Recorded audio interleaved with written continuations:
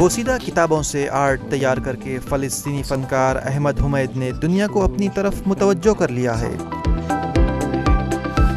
یوں تو یہ فن ہر زمانے میں رائج رہا ہے، تاہم دور جدید میں احمد کی تخلیقات نے اس میں نئی روح پھونک دی ہے۔ ان کا کمرہ مجسموں اور دیگر ٹکڑوں سے بھرا ہوتا ہے۔ مجھے فطری طور پر دستکاری، ہاتھوں سے تیار کیے گئے آرٹ ورکس جیسے ڈرائنگ وغیرہ میں دلچسپی ہے۔ دھیرے دھیرے لوگ اس فن کی طرف راغب ہو رہے ہیں۔ اب یہ فن ہمارے لیے روزگار کا ذریعہ بن گیا ہے۔ یہ میری بے روزگاری اور حالات کو بہتر بنانے میں مددگار ثابت ہوگا۔ لفظ اوریگامی جاپانی زبان سے ماخوذ ہے، جس کے معنی کاغذ کو موڑنا ہوتا ہے۔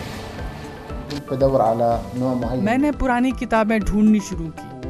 مجھے وہ لوگ مل گئے جو پرانی کتابیں بیچتے تھے۔ ان میں کچھ کتابیں 100 سال پرانی تھیں۔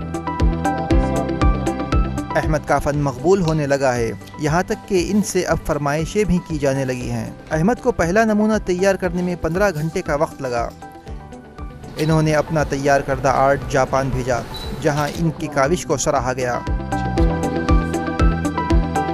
اب تک انہیں 45 آرٹ بنانے کی فرمائشیں مل چکی ہیں۔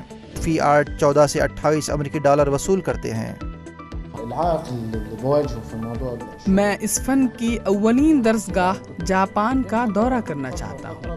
اس طریقے سے میں اس فن کے ماہرین سے براہ راست مل سکوں گا۔ فلسطین کے شہر غزہ میں بے روزگاری کی شرح 71% ہے۔ اس صورتحال کے پیش نظر یہ امید کی جانی چاہیے کہ احمد کا آرٹ ان کے مالی مشکلات کو کم کرنے میں معاون ہوگا۔ ETV bureau report.